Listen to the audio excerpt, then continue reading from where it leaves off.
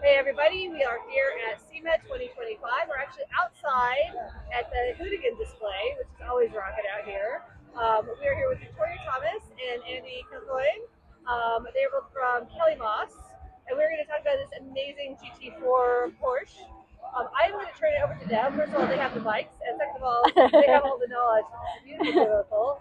And we have some questions, and also we really just want to know more about the build, what it's going to be used for, the racing aspects of it, all of that stuff. So, guys, please take it away since they can hear you and not me. Yeah. So, all right. Wonderful. Well, we're super excited to introduce you to the Kellymoss GT4R.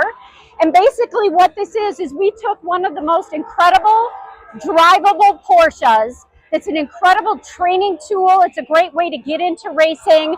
It has a lot of the driver comforts and things that you would like as you're learning to become a race car driver. And we made it incredible. So to start, we took about 240 pounds off of the car, about 3x the downforce, and it's about 10 inches wider with some big beefy tires that help it with the grip.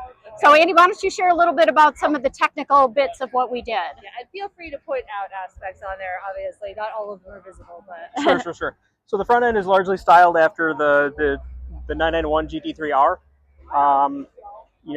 Most of the bits share a lot of the same shapes. A fair amount of modifying in order to fit this chassis and make that work. Everything from the A-pillar, sans the doors, through the back of the car is all custom made that we built at Kellymoss. We're able to, with this body kit, put a 12-inch wide front wheel in it and a 13-inch wide rear wheel, which is substantially larger than the GT4 was delivered with. And then a lot of the kind of the methodology behind the GT4 is it is a lot of street car that as it was built by Porsche from the factory. So we worked through some of the rear suspension kinematics, worked with Jay O'Connell on some design work on that. It's now a multi-link rear suspension that's gone away from the rear strut, which was kind of the limiting factor on the suspension on this car.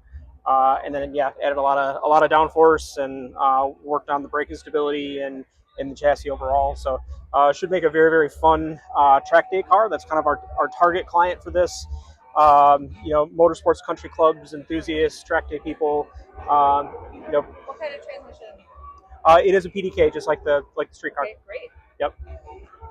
So we're just over 2,600 pounds all in. So it's light, it's nimble, it has a lot of downforce, a lot of braking stability. Just a lot of improvements. So the louvers in front. Yep. Which is a change. Do you want to talk about the why around that?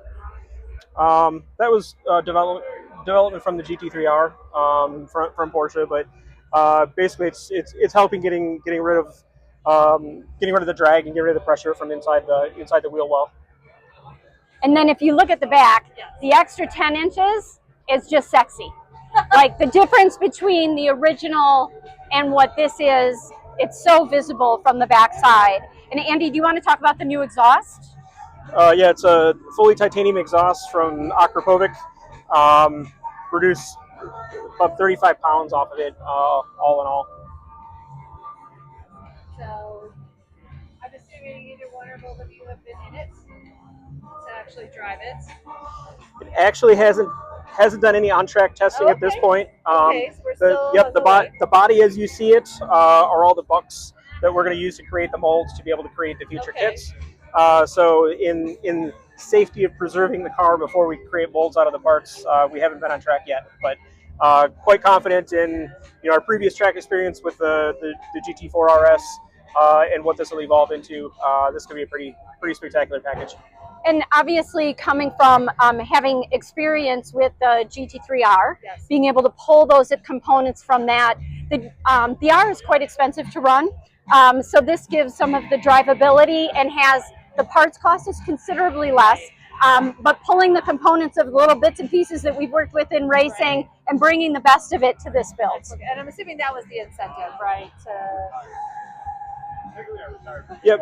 Into a race car more quickly, more accessibly, and more fun. And so the components that make the driver more comfortable, Right. makes the track experience more comfortable. It allows you to go faster because you have faith in the car. So, And is there an anticipated date when this will actually be available to people, or? Yep. So we anticipate delivering cars sometime in Q3 of 2026. Oh, great. We'll be doing on-track testing sometime late Q1 26.